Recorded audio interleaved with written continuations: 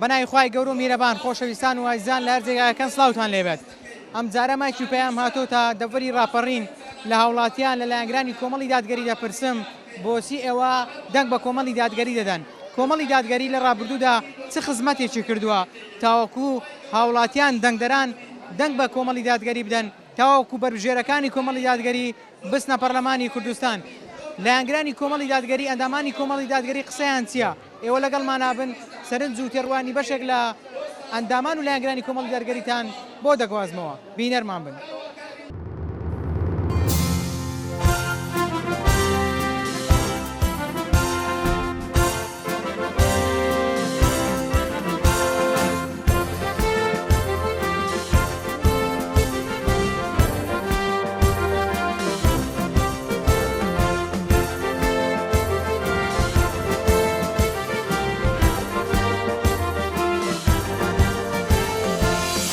بدن شورش بدن خبر بدادگری بوری نجار. السلام عليكم. أحوالتان باشن صحتان بابزانم بۆچی دەنگ بە لیستی کۆمەڵی دادگەری دێدەن. سەرەتا بەناوی خوای گەورە و میرەبانم ئێمە بۆیە پشتگیری لیستی 140 کۆمەڵی دادگەری دەکەین چون کاتی بەڕاستی نوێنەرەکانیان لە ڕابردوودا شایەتی ئەومان بۆ دەن کە پێویستە ئێمە متمانەیان پێ ببەخشین. بەرگری سەرسەختی دین و ئەخلاقی میلەتی کورد بوون، بەرگریان لە قوتی میلەتەکان کردو، هەمیشە لەگەڵ میلەتەکاندا قەت پیشیان لە میلەتی خۆیان نەکردووە. بۆیە ئێمە پێویستە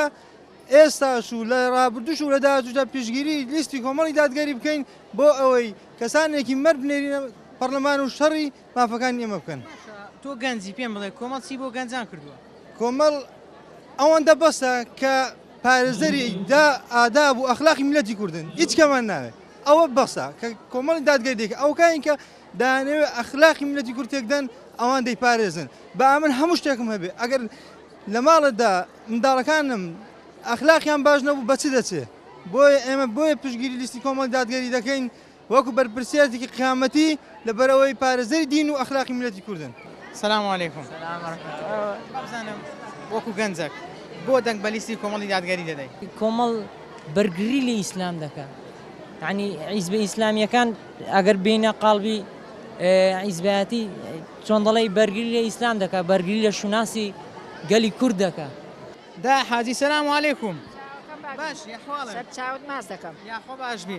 بابزانم بۆ دەنگ بە کۆمەڵ دەدەین. ئەیوەڵا خۆشم دەوێ و بۆیە ڕووی لە خوای ئینشاڵڵا و ڕووی لە شتی چاکەیە و ڕووی لە فەقیر و هەژارانەگا خێر و خێراتیان پێ دەکا و بابزانم بۆ دەنگ بە کۆمەڵ دەدەن. خوای گەورە پێشەچی جازای بە خێرتان باتەوە و سەرکەوتوو بن و خوای گەورە هەموو کاندیدەکانمان بۆ سەرکەوتووکە ئینشاءالله بە پشتیوانی خوا. وەڵاهی من بەڕاستی لەبەرەوەی ئەلحەمدوللیلا ئینسانێکن ڕازگۆن دەست پاکن لەگەڵ خەڵکدا بە ویژدانن ئەوەی کە ئێمە بزانین بۆیە ئێمە هەڵمان بژاردوون. جیاوازی کۆمەڵ چیە لەگەڵ لایەنەکانی دیکە؟ جیاوازەکەی چییە؟ جیاوازەکەی ئەوەیە ئەلحەمدوللیلا ئەوان تەماشاکەی شتی خراپە ناکەن. لە شتی چاکە زیاتر شتی خراپیان نەکردو هەتا ئێستا ئەوەی بۆیان کراوە لە قەدەر توانای خۆیان چاکەیان کردووە بڵان ئەوەی کە لە توانایاندانە بێ ئەوەشیان ئەوە بەڕاستی سانگلەیان لێ ناکە چونکە بڕۆوان تەماشاکەی لەلایەکەوە خەسخانەی بەخشینیان هەیە بەرنامەی بەخشینیان هەیە بڕۆ هەتیوانە ئەنجا سەردانی خەڵکە بۆ ماڵە فەقیرەکان ئەمانەیان هەموو هەیە ئەلحەمدوللیلا ئینسانێکن لەخوا بەزیاد بێ لێوەشاون ئینشاءالله بە پشتیوانی خوا سەرکەوتووە بن. بابزانم ئێوە بۆ پشتگیری کۆمەڵ دەکەن بۆ دەنگ بە کۆمەڵ دەدەن. لەبەرەوەی کەسێکی ڕازگۆن دەست پاکن خاوێن هەڵوێستن دیفاعمان لێ دەکەن. بەڕێوازی کۆمەڵ چیە لەگەڵ لایەنەکانی دی؟ جیاوازێکی زۆران کەسێکی ئەمین و دەست پاکن و لە ڕێبازی پێغەمبەر صلی الله علیه و سەلەم بۆیە ئێمەش متمانەیان پێ دەکەن ئینشاڵڵا سەرکەوتوو دەبن. بۆچی دەنگ بە کۆمەڵی دادگەری دەدەن؟ لەبەر ئەوەی تاکە لیستێکە کە خەمی هەژار و فەقیر و نەداری لەبەر بێت. چی کردو بۆ فەقیر بۆ هەژاران کۆمەڵ چی کردووە؟ کۆمەڵ بۆتە باب و داکی فەقیر و هەژاران کۆمەڵ چەندها خانەوادەی گەشاندوونەوە بۆ کۆمەڵ لیستێکە لەسەری هەمانەوە ئینشاڵڵا دەنگی بەرز دێنێ. چیت کردووە بۆ ئەوەی خەڵک دەنگ بە کۆمەڵ بدا بۆ نمونە بە هاوڕێکانت بە خزمەکانی خۆت بۆ دێ دەنگ بە کۆمەڵ بدەن؟ بەڵێ زۆر پێم گوتون و زۆر هانم داون ئینشاڵڵا دەنگێکی زۆر دێن ئەو جارە ئیشتەڵا کۆمەڵی ئیسلامی دەکرێت کۆمەڵ دەنجی زۆر بێنێ بەڵێ ئیشتەڵا ئەو جاری مفاجعە دەبێت دەنگێکی زۆر دێنێ بۆ دەنگ بە کۆمەڵی دادگەری دەدەیت زگۆیە و پاک و بێگەردە و کاندیرەکانی هەموو مسلمان دەست پاک و دامێن پاکن ینی کەسی پاکن کەسی باشن وەڵا زۆر شایانی ئەوەی خەڵک دەنجام پێ بدەن ئارێ وەڵا هیوادارم داواکارم لە هەموو مسلمانان دەنگیان پێ بدەن جەماعەری شارڕانی هەمووی پشتیوانی کۆمەڵی دادگەری دەکەی کۆمەڵ چی کردووە گای لە فەقیر و هەژارانە زۆر دەستی فەقیران دەگری دەستی هەتیوان دەگرین یارمەتی خەڵکی دەدا ینی باشە لە بۆ خەڵکی هەر زۆر مونەنە لەو ێرە ئەقەی تەقن نەگامەوەکەوان بان گورگ و مەڕای پێکەوە دەخواردەوە مونەنە ئارێ وەڵا زۆر ینی فەرقی هەیە لەگە حیزبەکانی ئای چۆ فەرقی نیە ئارێ وەڵا فەرقی هەیە بابێن ئارێ وەڵا زۆری فەرقەیە جیاوازی کۆمەڵ چییە بۆ دەنگ بە کۆمەڵ دەدەیت وەڵایی لەبەر خاتری خوای گەورەیە کەمین جار لە ترسی خوای گەورەکەوا بۆ قەبر و قیامەت زۆر زەرەدە ئینسان کەوا بۆ ئەلمانیەکان دەنگ بدە ئەوە لە پێش هەموو شتێکەوەیە دەنگدان شادیدانە بەڵێت بە تەکید پەیمانێکە یعنیە تو بە خوای گەورە دەیدەی نەوەک بەو کەسانە ئەو کەسێکەوە دەچێتە پەرلەمان ئەوە داکۆکی لە مافی تۆ دەکا هەندێک کەس دەڵێ وەڵا هیچیان پێ ناکرێت هیچیان پێ ناکرێت بەس بە تەکید ئەو شتە ڕاست نییە خۆ هەر نەبێ عنی بەرگری لە ناموسی خەڵکی کراوە هەر نەبێ نیان یعنی ئەوەیان کردووەکەوە خەڵک نەتوانی بە ئاشکرا هەموو شتێک لەسەر یعنی لە کۆڵانەکاندا بکرێ بە تەکید پێشتر هەڵوێستیان هەبووە لە پەرلەمان وڵایی بە تەکید لەخوا بە زیاد بیانی نمونەی بەر ڕوونن هەیە خۆشحاڵ بووین زۆر یاخوا ئینشاءالله خوای گەورە و لیستەی سەر دەخا ئینشاءالله خوای گەورە میهرەبان مسلمانانی غەزەی سەرخە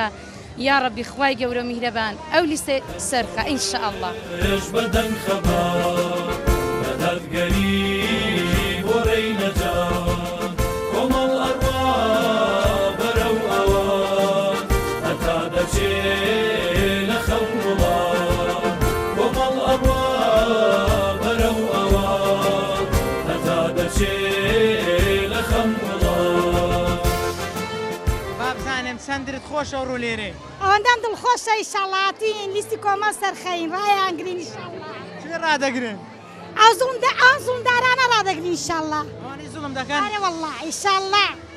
ڕەبی سەرکەوتوو بن خوایە کۆمەڵی ئیسلامی کۆمەڵ ئیشی باشی کردیا بە تایبەت بۆ منە مەلێمان دیوە بۆ ما کردووە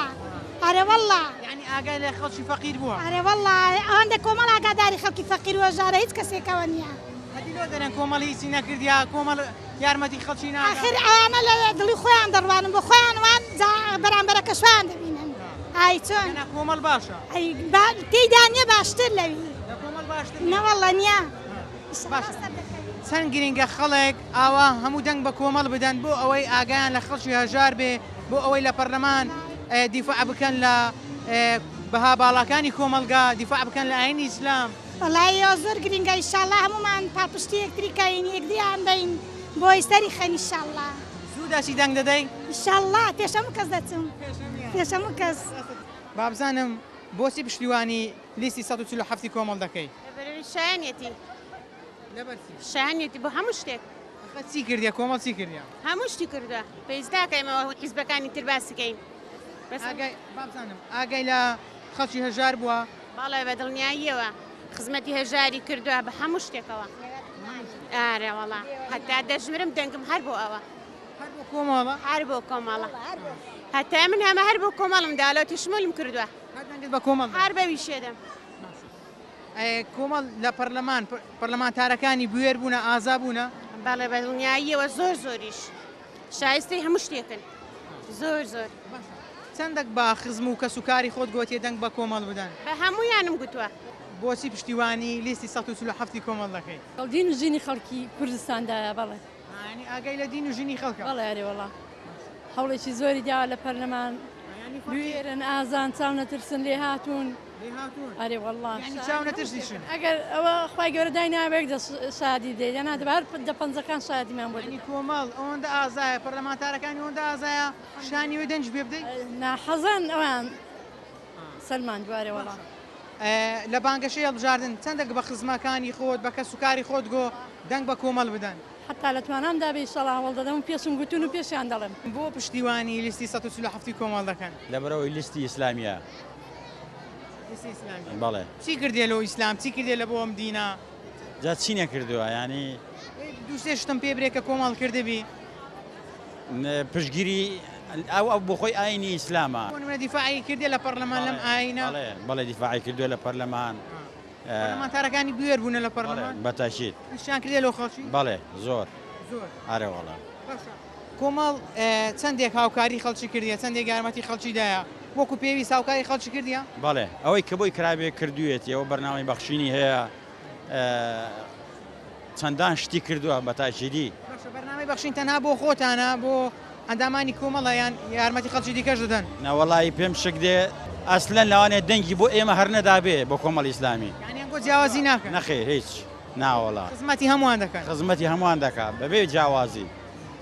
بەبێ جیاوازی بڵێ پێت وایە ئەم جارە کۆمەڵ دەنجی بەرز دێن دەنجی زۆر دێنێ بەتاکید ئینشاء الله دەنگی چاک دێنێ ئینشاء الله تۆ چەندێک هەوڵت داوە خزمان دۆستان کە پێیان بڵێ دەنگ بە کۆمەڵ بدەن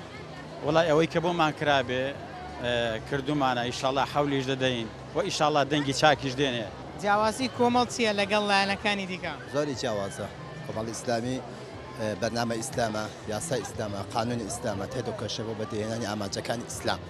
پەرلەمانتارەکانی کۆمەڵ لە ڕابردوو بوێر بوونە ئازا بوونە بەڵە زۆر بوێر بوون زۆر ئازا بوون زۆر چاونەتەرز بوون دەستپاک بوون ئامین بوون دەست بە دەست پەرلەمانتاری زەریع بوونە بەڵێ زۆر کاک سۆران کاک مەرگوڵۆپی هەموو ئەوانە بە نمونە دەینەوە کە زۆر بێر و زۆر چالاک و زۆر بێر و ئازا بوون چاونەترسانە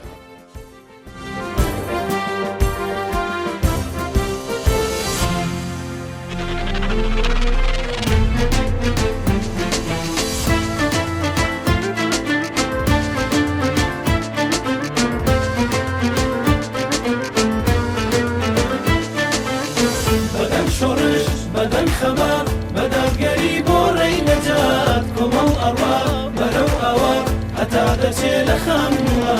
بدن شۆڕش بدن خەوە بەدەرگەری بۆڕێی نەجات کۆمەڵ ئەڕوا بەرەو ئەوە هەتا دەچێ لە خەموە بڕۆ بۆ سەر سندوقی دەم هەڵبژێرا تەنها یەکڕەن بەدەقاڵی و هێزێژن کۆمەڵی چاک و کوچەلەن کۆمەڵی مامۆستا بۆ پشتیوانی لیستی 147 کۆمەڵ دەکەیت وڵا بەدڵنیایەوە پشتیوانی لیستی 147 کۆمەڵ دەکەم چونکە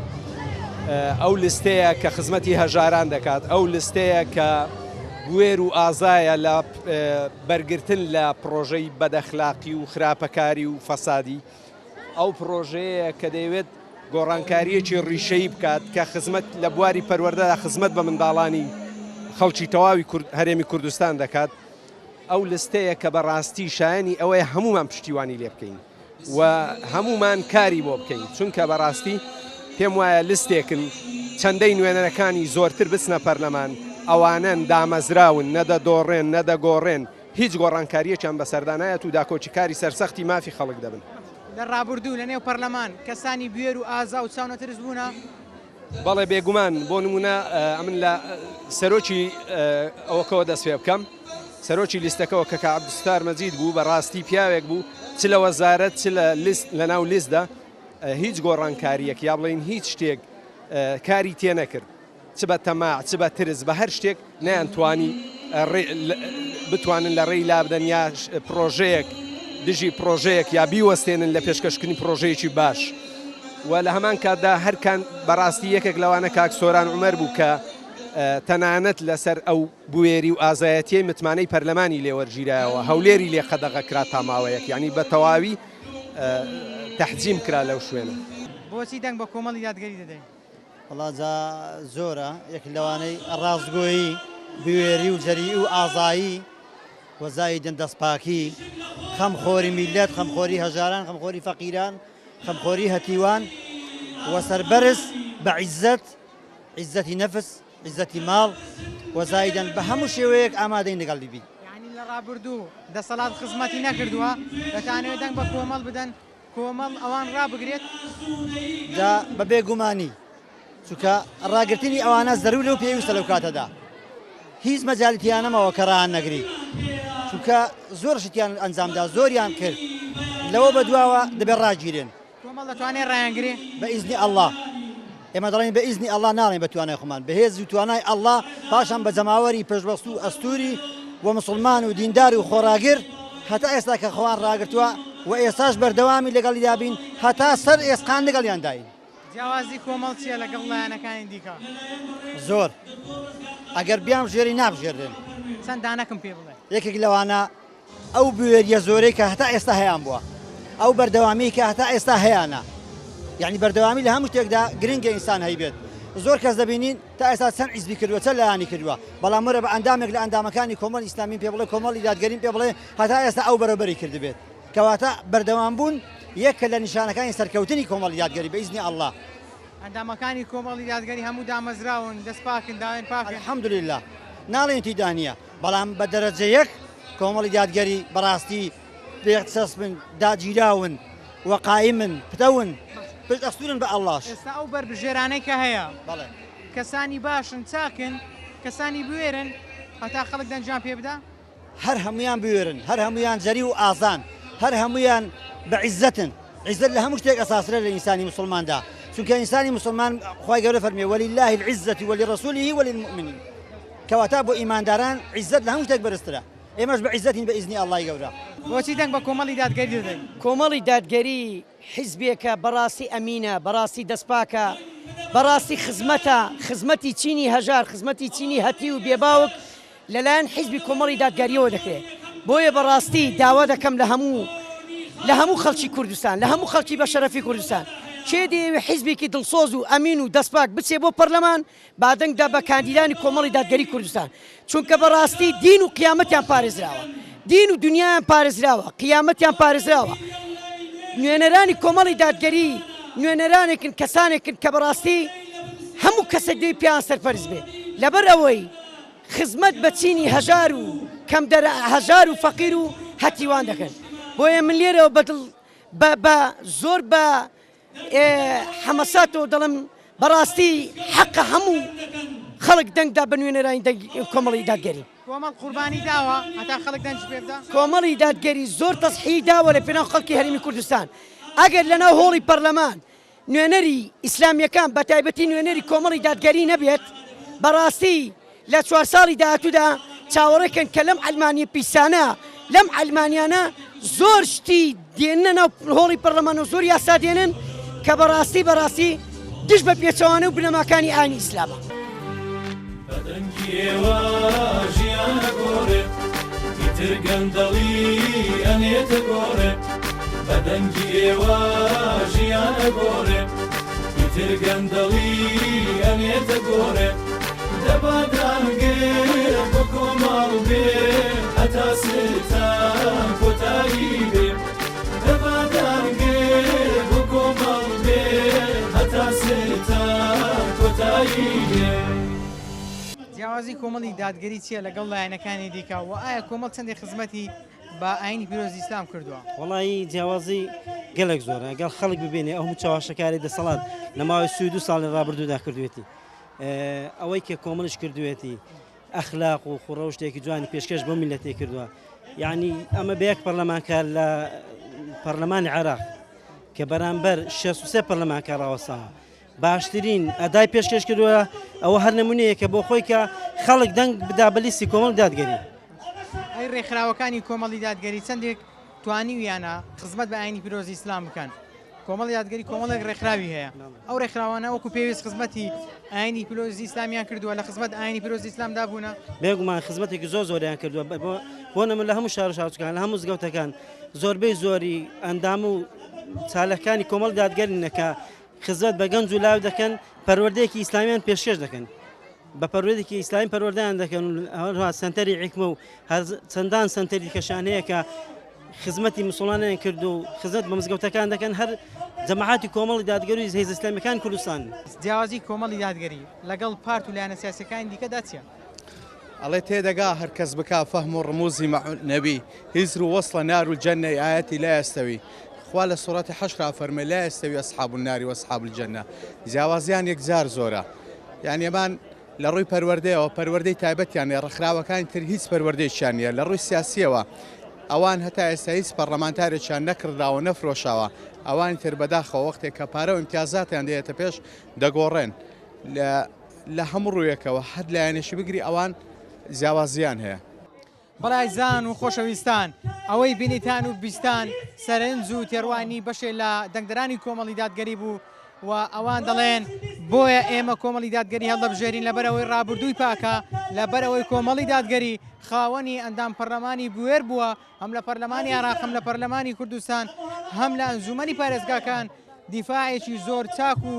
زۆر بێوێرانەیان لە وڵاتیانی هەرێمی کوردستان کردووە ئەوان دەڵێن ئەم جارە کۆمەڵی دادگەری جێگای ئومێدی ئێمە و دەنجی خۆیان دەدەنە لیستی 147 کۆمەڵی دادگەری تا پرۆگرامێکی دیکە بەخوای گەورەتان دەسپێرمە شاد و کامەران بن